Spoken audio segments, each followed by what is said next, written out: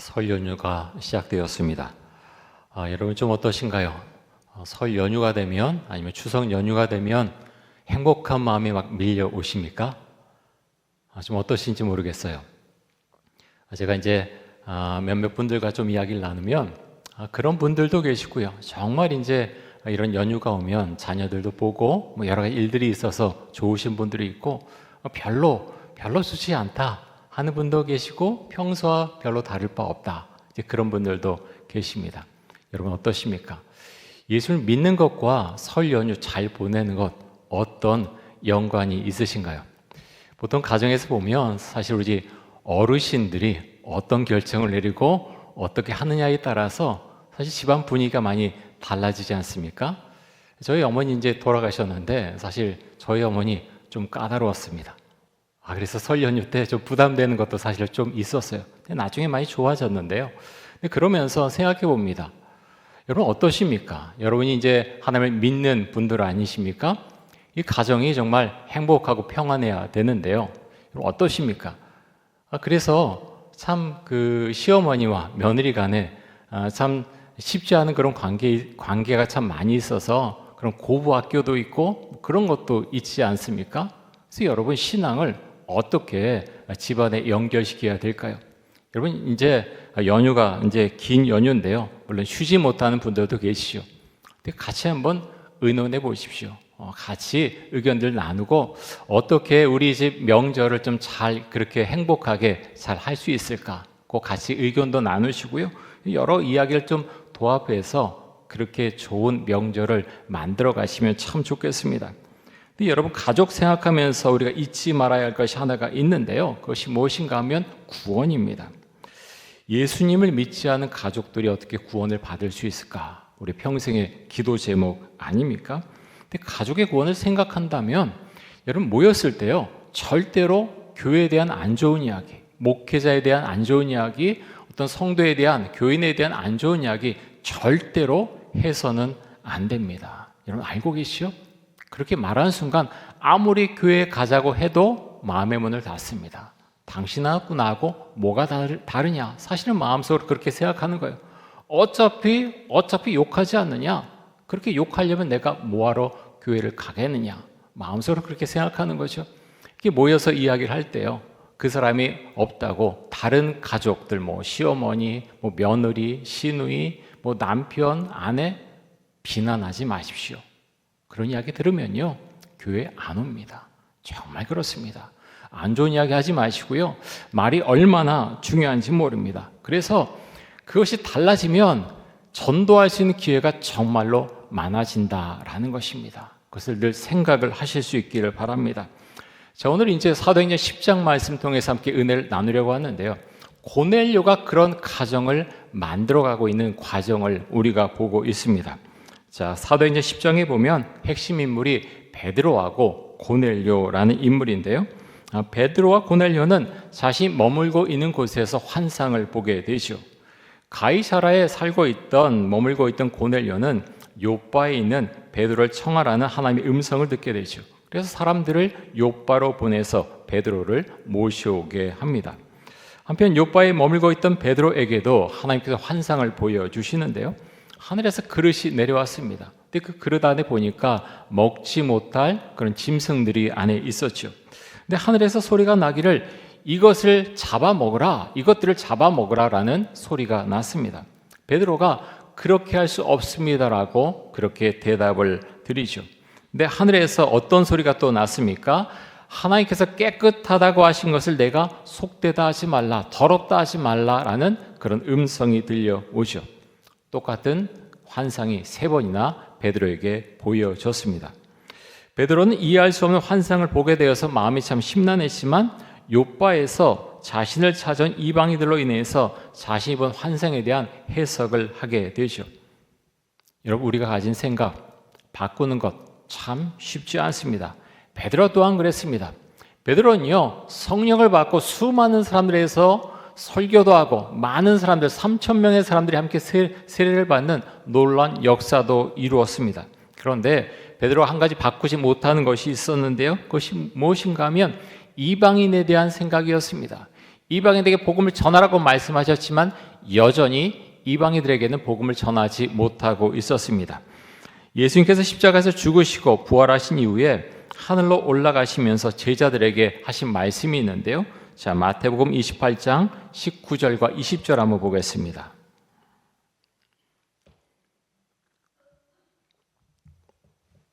우리 같이 한번 읽습니다. 그러므로 너희는 가서 모든 민족을 제자로 삼아 아버지와 아들과 성령의 이름으로 세례를 베풀고 내가 너에게 분부한 모든 것을 가르쳐 지키게 하라. 볼지어다 내가 세상 끝날까지 너희와 항상 함께 있으리라 하시니라. 아멘. 자, 예수님께서 뭐라고 말씀하셨습니까? 너희가 가서 모든 민족을 제자로 삼아라 라고 말씀을 하셨죠. 그런데 그 말씀을 베드로와 사도들은 마음속에 담고 있었을 것입니다. 그렇게 해야지. 그런데 지금 어떻게 합니까? 아무도 다른 사람들에게 가서 그 유대인 외에 다른 사람들에게 가서 복음을 전하지 않았습니다. 이들은 여전히 유대인들만을 위한 사역을 하고 있었죠. 자, 사도행전 1장 8절에도 비슷한 말씀이 나오는데요. 우리 사도행전 1장 8절도 같이 한번 읽습니다. 오직 성령이 너에게 임하시면 너희가 권능을 받고 예루살렘과 온 유대와 사마리아와 땅 끝까지 이르러 내 증인이 되리라 하시니라. 아멘. 자, 성령이 임하시면 땅 끝까지 이르러 내 증인이 되라고 말씀을 하셨습니다. 땅 끝까지 이르러 증인이 되라고 하는 것은 이방인들에게 가서 복음을 전하라라는 말씀이죠. 그런데 베드로는 그렇게 하지 못했다는 거예요. 다른 제자들도 그렇게 하지 못했습니다. 그런데 하나님께서 그렇게 하도록 몰아가시죠. 환상을 보여주십니다. 이방인들에게 복음을 전할 수밖에 없도록 베드로를 그렇게 몰아세워 가시는 중이죠. 그래서 베드로는 나중에 가이사라로 가서 로마 군대 백부장인 고넬료와 그의 가족들과 친지들과 친구들에게 복음을 전하게 됩니다. 여러분, 고넬료가 어떤 사람입니까? 자, 사도행전 10장 1절과 2절 말씀 한번 보겠습니다. 우리 1절과 2절 같이 한번 읽습니다. 가이사라에 고넬료라는 사람이 있으니 이달리아 부대라 하는 군대 백부장이라. 그가 경건하여 온 지방과 더불어 하나님을 경외하며 백성을 많이 구제하고 하나님께 항상 기도하더니. 자, 가이사라는 이스라엘의 서쪽에 있는 도시죠. 지중해를 끼고 있는 그런 도시인데요. 헤롯 1세가 인공적으로 만든 그런 도시가 가이사라입니다. 원래 가이사라는요, 항구를 만들 수 있는 곳이 아니었습니다. 여러분, 항구를 만들려면 어떻게 되죠? 해안가가 좀 각도가 있어야 됩니다. 이렇게 평평하게 해변처럼 되어 있으면 항구를 만들 수가 없죠. 그런데 어떻게 만들었느냐? 헤롯 1세가 사실은 건축광이었어요. 굉장히 건축술이 뛰어난 사람이었고, 그래서 그걸 밀어붙여서 그 가이사라에 항구를 만듭니다. 그런데 그곳에 이제 유대 총독과, 로마에서 보낸 유대 총독과 관리들이 머무는 곳이 되는 것이죠. 근데 백부장, 이 고넬료는 백부장이었는데요. 백부장이 어떤 사람입니까? 밑에 100명의 군인들, 그 부하들이 있고 그 부하들을 지휘하는 사람이 백부장이었습니다. 고넬료는 힘이 있는 사람이었죠. 근데 고넬료는 다른 로마 사람들과는 다르게 하나님을 믿는 사람이었는데요. 성경 고넬료에 대해서 세 가지를 지금 말하고 있습니다. 첫째, 그가 경건해서 온 지방과 더불어 하나님을 경외했다라고 말씀하고 있고요. 두 번째는 그가 백성을 많이 구제했다라고 말씀하고 있고, 또 세 번째는 그는 항상 기도하는 사람이었다라고 말씀하고 있습니다. 근데 한 가지 빠진 것이 있습니다. 어떤 것이 빠졌습니까? 그는 예수님을 아직 몰랐습니다. 예수님 몰랐기 때문에 예수님을 믿는다는 것을 생각하지 못하고 있었죠. 고넬료는 하나님을 믿었지만, 정말 열심히 믿으려고 했지만 예수님에 대해서 알려주는 사람이 없었습니다. 그래서 어떻게 합니까? 하나님께서 베드로를 고넬료에게 보내서 복음을 전하게 하십니다. 자, 오늘 말씀 가운데서 제가 성경 읽다가 정말 눈에 띄는 그런 구절이 하나가 있었는데요. 자, 24절 말씀 한번 보겠습니다. 24절도 우리 같이 한번 읽습니다. 이튿날 가이사라에 들어가니 고넬료가 그의 친척과 가까운 친구들을 모아 기다리더니. 자, 고넬료는요, 베드로를 혼자 기다린 것이 아니었습니다. 고넬료는 그 친척들을 다 불러 모았고요, 그리고 친구들도 불러 모았습니다. 왜 불러 모았습니까? 고넬료는요, 베드로가 올 것을 확신하고 있었다는 거죠. 왜 확신했습니까? 하나님께서 보낸 천사가 오리라고, 베드로가 올 것이라고 그렇게 그것을 믿게 하셨기 때문에 그는 믿었죠. 이 당시만 해도요, 방금 이 당시만 해도 유대인과 그리고 이방인들은 서로 왕래하지 않았습니다. 서로 함께 자리를 하지 않았다라는 거죠. 하지만 그럼에도 불구하고 고넬료는 베드로가 올 것을 분명히 믿고 있었다라는 것입니다. 고넬료는 사람들을 초청해서, 친척들과 친구들을 초청해서 집에서 기다리게 했는데, 나흘 정도가 이제 환상을 꾼 다음에 나흘 정도의 기간이 걸렸던 것으로 보입니다. 하지만 정확히 그 시간을 알 수 없었기 때문에 가까운 친척들을 집으로 불러들인 이후에 아마 상당한 시간을 함께 했던 것으로 보입니다. 잠을 하룻밤 잘 수도 있었고요. 그래서 음식도 제공해야 됐고 또 편의도 제공해야 됐을 것입니다. 하지만 고넬료는 그것을 감수합니다. 우리가 복음을 전할 때 우리가 이래야 되지 않겠습니까? 이렇게 우리의 것을 다 빼고 절대로 내 시간, 그것을 빼앗길 수 없고 에너지도 뺏길 수 없고 돈도 사용할 수 없다 그러면 복음을 전하기가 쉽지가 않습니다. 우리 예수님을 믿으면 그것을 아까워하지 않게 된다고 하는 것이죠. 우리 이 구절을 통해서 고넬료의 믿음이 어떠했는지를 우리가 분명히 알 수가 있습니다. 여러분, 고넬료는 자신의 집안과 가까운 친구들이 모두 하나님을 잘 믿기를 원했습니다.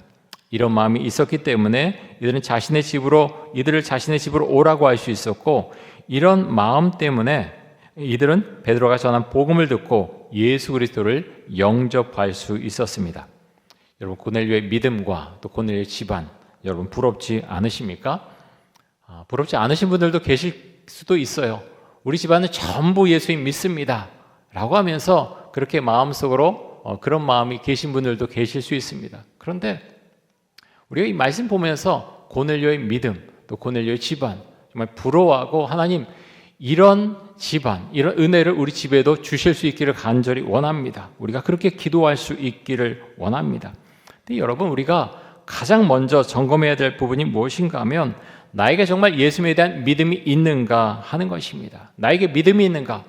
예수님을 믿어야 천국 가고 구원을 받는다라는 분명한 믿음의 고백이 나에게 있는가 하는 것이 우리에게 아주 중요합니다. 이것이 있어야 복음을 전할 마음이 있는 것이요. 그런가 보다. 목사님이 그렇게 말씀하시니까 그렇게 되면 좋은가 보다. 여러분, 이 마음 갖고는 절대로 복음을 전하기가 어렵습니다. 집안이 평안하면 괜찮은 거지. 나만 교회 다니면 괜찮지. 그 마음 가지고는 집안 사람들에게 또 가족들에게 복음을 전하기가 어렵습니다. 자, 고린도전서 1장 21절 말씀 같이 한번 보겠습니다. 우리 21절 같이 한번 읽습니다. 하나님의 지혜에 있어서는 이 세상이 자기 지혜로 하나님을 알지 못함으로 하나님께서 전도에 미련한 것으로 믿는 자들을 구원하시기를 기뻐하셨도다. 여러분, 전도할 때 어떻습니까? 전도를 다 해보셨나요? 전도할 때 사람들의 반응이 다 전도하니까 참 좋다라고 받아들이면 참 좋겠지만 그렇지 않을 때도 많이 있습니다. 믿지 않는 사람들은 전도하는 거 보면 왜 아까운 시간을 저렇게 낭비하나? 왜 저렇게 미련한 행동을 하나? 그렇게 생각할 수 있다는 거죠. 근데 하나님께서는 그렇게 전도하라고 우리에게 말씀하셨습니다. 제가 이제 어제 신문을 좀 보는데 남경필 전 경기도지사에 대한 그런 기사가 났습니다. 예전에도 이제 이 남경필 집사님이 다니엘 기도회 때 나와서 간증을 하기도 했죠. 남경필 집사님은 국회의원을 5번을 했고요. 그리고 경기도지사를 또 역임을 한 분입니다. 여러분, 세상적으로 볼 때 이분이 33살에 아마 국회의원이 된 것 같은데요. 세상적으로 얼마나 잘 나갔습니까? 정말 잘 나가는 인생이었습니다. 하지만 그의 가정은 피폐해져 갔습니다. 그는 아내와 이혼을 했고요. 또 아들은 마약 중독에 빠져 있었습니다.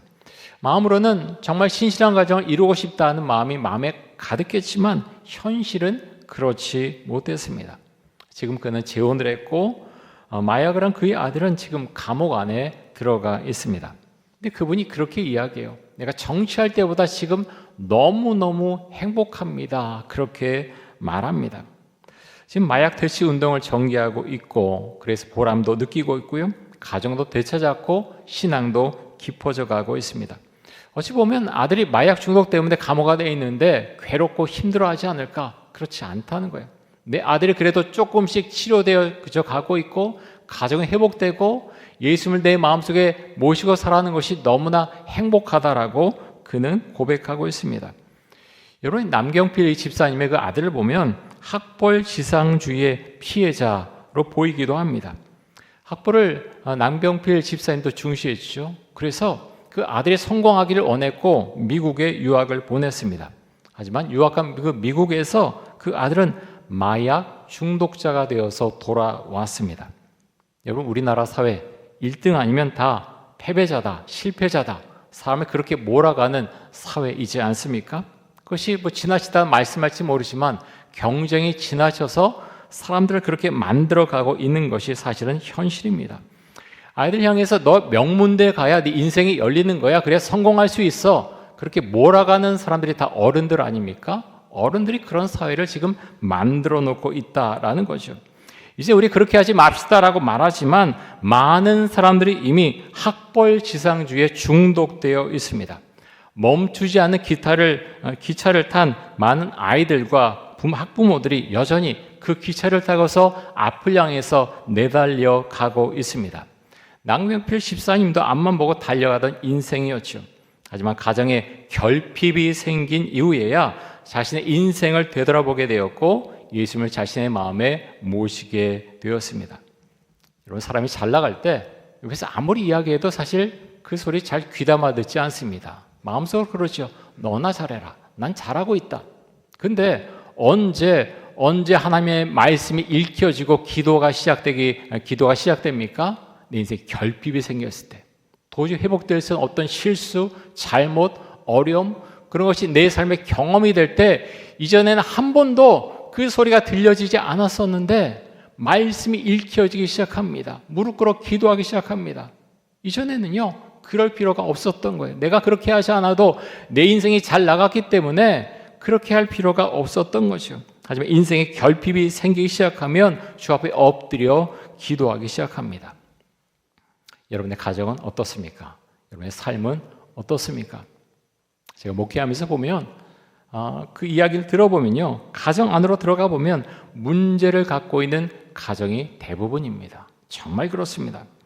여러분, 근데 우리의 신앙은요, 시행착오를 겪어가면서 조금씩 성장을 합니다. 어떤 분은 너무 성공하는 인생을 살아서 신앙에서 멀어지는 경우도 있고요, 그 반대로 너무 실패를 많이 해서 신앙에서 멀어지는 그런 사람들도 있습니다. 저는 이제 성경 보면서 그런 생각합니다. 창세기에 나온 야곱 있지 않습니까? 참 우리 인생은 다 야곱 같다라는 생각을 참 많이 합니다. 제가 청년 때는요, 야곱에 대한 이야기를 읽으면 참 야곱 참 얍삽한 인간이다. 굉장히 왜 인생 이따위로 살까? 그런 생각도 이제 좀 했던 적이 있습니다. 그런데 성경을 읽으면 읽을수록 내 인생도 야곱과 별반 다르지 않구나라는 생각을 하게 됩니다. 제가 사기치고 살았다는 이야기가 아닙니다. 그런데 야곱의 이야기 읽어보면요, 우리의 대부분의 인생이 야곱의 인생 가운데 담겨져 있구나 하는 것을 생각하게 됩니다. 야곱은 아버지 이삭의 사랑을 받지 못하고 자라났습니다. 아버지의 사랑에 목말라 있던 야곱은 장자의 권리를 얻기 위해서 아버지 이삭과 형 에서를 속이죠. 그래서 장자권을 권리를 따내지만 바단 아람으로 형 에서를 피해서 도망갑니다. 거기서 20년을 지내게 되죠. 근데 그렇게 떠나 있었는데 그렇게 자신을 사랑해 주던 어머니 리브가는 한 번도 보지 못하게 됩니다. 또 이 바단 아람에서 4명의 아내와 아내들과 자녀들 그리고 많은 재물을 얻게 되었지만 그는 가장 사랑했던 아내 라헬을 일찍 떠나 보내고 맙니다. 야곱에게는 12명의 아들이 있었는데요, 11번째 아들인 요셉을 정말로 사랑했습니다. 요셉이 어떻게 됩니까? 행방불명되죠.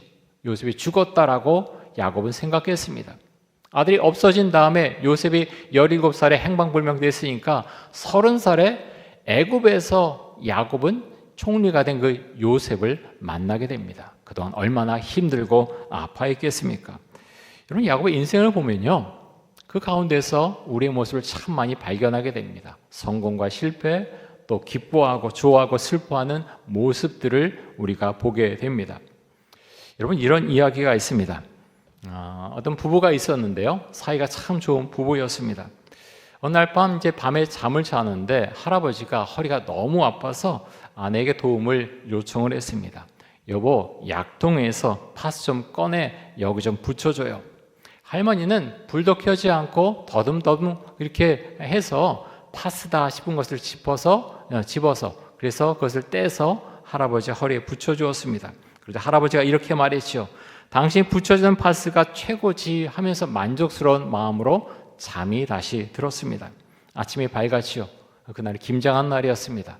할머니가 열심히 김장을 하고 났더니 허리가 좀 아파서 파스 생각이 났습니다. 파스를 찾았는데 파스가 보이지 않았습니다. 대신에 약통에 이런 것이 있었습니다. 신속 배달 중화요리 땡땡 반점, 그리고 중국식 홍보 스티커만 보였죠. 그때 제가 깨달았습니다. 내가 간밤에 내 남편에게 붙여준 것이 파스가 아니고 중국식 스티커였구나 라는 것을 알게 되었죠. 그리고 두 사람 그 이야기를 하면서 아주 박장대소하면서 아주 많이 웃었습니다. 여러분, 왜 제가 이 말씀을 드리냐고 하면요, 여러분, 우리가 복음 전하고 정말 예수님을 소개해야 되는데 그 전에 무엇이 필요하냐면 사랑이 필요하다라는 것을 말씀드리려고 제가 이 이야기를 소개를 했습니다. 여러분, 그렇죠? 복음 전해야 됩니다. 우리 가족들, 가까운 친구들 복음 전해받고 구원받아야 되죠. 그런데요, 무엇이 먼저냐? 사랑이 먼저다라는 것입니다. 사랑이 없으면 아무리 말해도 들은 체 하지 않습니다. 사랑을 해야 되는 거죠. 먼저 사랑할 때 마음이 열리게 되는 것이고요. 그럴 때 그 예수님에 대한 이야기를 했을 때 마음의 문을 여는 것입니다. 사랑은 우리의 마음과 몸을 치유하는 힘이 있습니다. 여러분의 가족을 더 많이 사랑하실 수 있기를 바랍니다. 여러분의 주변에 있는 분들 더 많이 사랑하십시오. 우리 교회에서 함께 신앙생활하는 여러분의 성도들, 함께 봉사하는 분들 더 많이 너그러운 마음으로 그분들을 품어 안을 수 있기를 원합니다. 나아가서 아직 예수를 믿지 않은 우리 가족들 또 친구들에게 그 사랑의 마음을 품고서 복음을 전할 수 있기를 원합니다. 여러분, 예수님도 그러셨습니다. 요즘 누가복음으로 우리가 새벽 기도회 때 말씀을 보고 큐티하고 있는데요, 예수님의 어떤 패턴이 있습니다. 어떤 패턴인가 하면 성경 보면요, 똑같이 나옵니다. 예수님은 기도하셨고요, 기도했을 때 성령 충만함을 받았고 그 마음을 가지고 가서 복음도 전했고 병자도 치유하셨습니다. 여러분, 그래서 예수님은요, 그 마음을 가지고 있었기 때문에 많은 사람들이 예수님을 따라왔습니다. 창녀와 세리들과 함께 식사를 하셨는데요, 예수님은 그렇게 말씀하지 않으셨어요. 너 똑바로 살아라, 인생 똑바로 살아, 그래야지 하나님께서 너에게 복을 주시지, 정신 차려 라고 말씀하지 않으셨습니다. 왜 그렇게 말씀하지 않으셨던 것일까요? 예수님에게는요, 그들을 사랑하는 마음이 있었습니다. 그래서 그들과 함께 식사하셨고 그들의 이야기를 들어주셨죠. 하지만 그들에게 너희 앞으로도 똑같은 인생을 살아가라라고 결코 말씀하지 않으셨습니다. 사랑하는 성도 여러분, 우리가 복음을 전해야 되죠. 우리가 믿지 않은 우리에게 믿지 않은 가족들이 있다면 더 복음을 전해야 합니다. 근데 여러분 꼭 기억하십시오. 복음을 전하기 전에 먼저 무엇이 있어야 되느냐? 사랑의 마음이 있어야 됩니다. 먼저 사랑하십시오. 품어주십시오. 그 다음에 복음을 전하는 것입니다. 또 하나 잊지 말아야 될 것은 제가 말씀드린 것처럼 예수님처럼 꼭 하실 수 있기를 바랍니다. 기도하고 내가 성령 충만하고 사랑의 마음이 있을 때 그때 복음을 전하는 것입니다. 여러분, 사역도 마찬가지죠. 왜 지치고 힘이 듭니까? 왜 여러 가지 교회에서 사역하면서 힘이 듭니까? 그 기본을 다 놓쳐버립니다. 많은 사람들이 놓쳐버립니다. 예수님도 새벽 미명에 일어나 기도하셨고 그래서 성령 충만함을 받았고, 그래서 복음을 전했고, 사역을 감당하셨습니다. 근데 많은 사람들이 기도하지 않습니다. 성령 충만과 거리가 먼 삶을 살아갑니다. 그러면서 사람들은 지쳐갑니다. 사역 어떻게 합니까? 너무 지쳤어요. 어려워요. 물론 어떨 때는 좀 조절해야 될 것이 있습니다. 그런데 많은 경우 기본을 놓쳐버립니다. 예수님처럼 기도하지 않고요, 성령 충만을 구하지 않습니다. 그럴 때 넘어지고 부딪히고 상처를 입게 되죠. 사랑하는 성도 여러분, 우리도 예수님처럼 그렇게 할 수 있길 원합니다. 기도하고 성령 충만에 의해서 복음을 전하고 또 사역을 하고 사람들과 사귐이 있는 그런 삶을 살아갈 수 있기를 원합니다. 자, 말씀 하나 더 보겠는데요. 고린도전서 1장 18절 말씀 보겠습니다. 우리 같이 한번 읽습니다. 십자가의 도가 멸망하는 자들에게는 미련한 것이요 구원을 받는 우리에게는 하나님의 능력이라. 아멘. 이 말씀 믿으십니까? 십자가의 도가 멸망하는 자들에게는 미련한 것이요 구원을 받는 우리에게는 하나님의 능력이라, 이렇게 말씀합니다. 이것이 우리의 신앙 고백이 될 수 있기 원합니다. 여러분의 가정이 고넬료의 가정과 같은 그런 은혜로운 가정이 될 수 있기를 축복합니다. 여러분, 우리가 기도하고 성령 충만해서 사랑의 마음을 가지고 그렇게 가족들을 대하고 또 내 주변의 사람들을 대할 때 하나님께서 나의 인생 가운데 이런 은혜를 베풀어 주실 줄 믿습니다. 우리가 이것을 놓치지 않기를 원하고요. 그래서 주 앞에 기도하십시오. 성령 충만하고 또 예수님처럼 사랑의 마음을 가지고 내가 살아갈 때 내 삶의 행복과 은혜가 임할 것입니다. 우리 그것을 믿고 예수님의 말씀을 따라갈 때 하나님께 우리 인생 가운데 함께 하시고 인생의 길을 열어주시고 우리 가정을 품어주실 것을 믿습니다. 우리 함께 기도하겠습니다. 이 시간 기도할 때 고넬료처럼 구원받는 가정을 이루게 하여 주옵소서. 좀 더 넓은 마음으로 내 주변에 있는 사람들을 품을 수 있게 하여 주옵소서. 감사하고 평안하고 행복한 설 연휴를 보내게 하여 주옵소서. 우리 함께 기도하겠습니다. 사랑의 주님, 감사합니다. 오늘 사도행전 10장에 있는 고넬료에 대한 말씀을 함께 살펴보았습니다. 하나님 아버지, 우리 가정은 어떻습니까? 예수님을 잘 믿고 살아가고 있습니까? 행복한 가정입니까? 아니면 갈등하는 그런 가정입니까? 하나님 아버지, 우리가 예수를 믿고 살아가는데 나는 가정 안에서 어떤 역할을 감당하고 있습니까? 나는 예수님처럼 매일 기도하며 성령 충만해져서 삶을 살아가고 있습니까? 매일 기도하고 성령 충만해져서 복음을 전하며 그렇게 사역을 감당하고 믿음과 은혜 가운데 지내고 있습니까? 하나님 아버지요, 예수님처럼 우리도 그렇게 할 수 있기를 원합니다.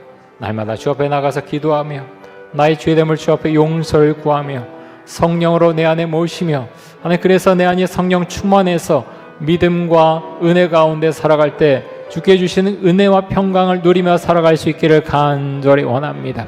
하나님 아버지, 우리는 정말 예수를 믿지 않은 가족들에게 복음을 전하기 원합니까? 하나님, 그 마음을 주시기를 원합니다. 사랑하는 가족들입니다. 먼저 사랑하게 해주시고 품게 해주시고 하나님, 그래서 복음을 그들에게 전할 수 있기를 간절히 원합니다. 우리 성도들의 가정이 고넬료와 같은 가정을 이룰 수 있기를 간절히 원합니다. 좀 축복하시고 은혜 주시고 믿음을 더하여 주옵소서. 하나님, 설 연휴가 계속됩니다.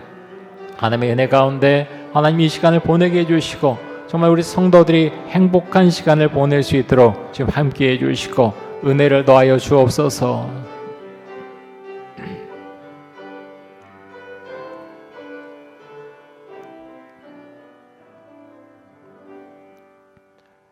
하나님 감사합니다. 우리에게는 다른 사람들에게 말하지 못하는 그런 비밀과 어려움들이 있습니다.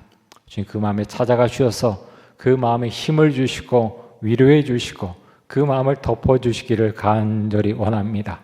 하나님, 우리가 받은 상처를 다른 사람들에게 그렇게 전하지 않도록 해주시고 하나님, 주의 사랑으로 나의 마음을 그렇게 다스리며 치유받으며, 그래서 하나님, 예수님이 그러셨듯이 매일 기도하며 성령 충만해서 주의 복음을 전하는 사람으로 또 다른 사람의 아픔을 품는 사람으로 살아갈 수 있기를 간절히 원합니다. 다른 사람에게 그것을 요구하는 것이 아니라 내가 그런 사람이 될 수 있기를 간절히 원합니다. 은총을 주시고 특별히 우리 성도들의 가정 가운데 은혜를 주셔서 하나님 사랑하는 가정, 또 서로가 서로를 품어주는 가정, 하나님 그런 가정을, 행복한 가정을 이룰 수 있도록 주님 축복하시고 은혜를 더하여 주옵소서. 감사드리며 예수 그리스도의 이름으로 기도드립니다. 아멘.